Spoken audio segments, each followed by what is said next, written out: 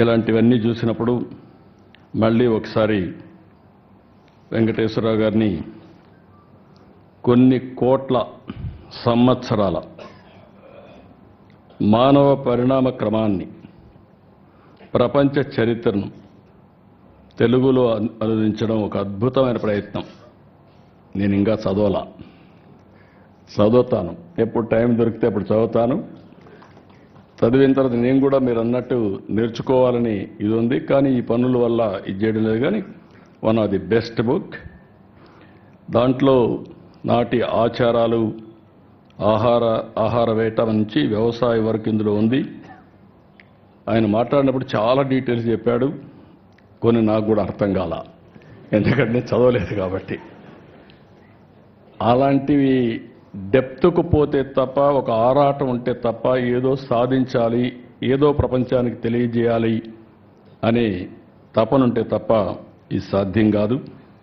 అందులో ఖండాల విభజన కానీ, తెగల వలసలు కానీ, ప్రాంతాల మార్పులు, మానవ చరిత్రపై వాటి ప్రభావం, యుద్ధాలు, సామ్రాజ్యాల ఆవిర్భావం, మత విశ్వాసాలు, మత పెత్తనాలు, ఇవన్నీ కూడా ఏ విధంగా వచ్చాయన్నీ చెప్పారు.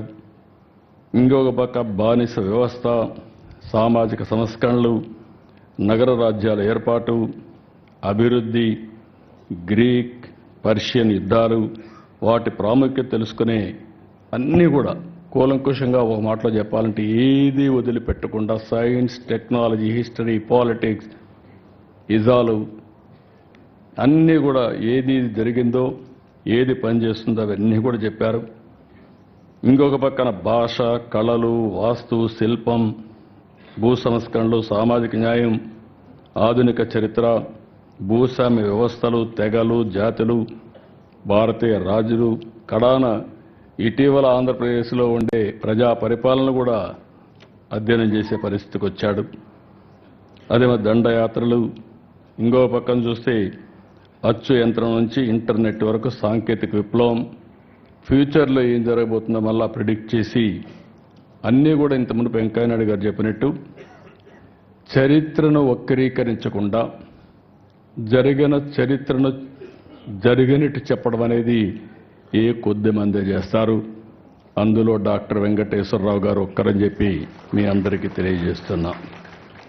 ఇలాంటి మంచి బుక్ రాసిన వారిని అభినందిస్తూ, వీటి కోసం వారెంత తపన పడ్డారు, శ్రమ చేశారు, అన్ని చేసి ఇలాంటి వన్ ఆఫ్ ది బెస్ట్ బుక్ని మనందరికీ అందించారు.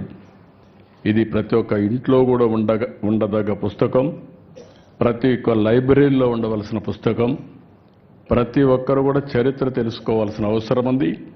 అలాంటి చరిత్ర తెలుసుకోవడానికి సులువైన మార్గం ఈ యొక్క బుక్ అని చెప్పి మరొకసారి తెలియజేసుకుంటూ, మేము మామూలుగా ఎప్పుడూ రాజకీయ మీటింగ్లు ఉంటాయి.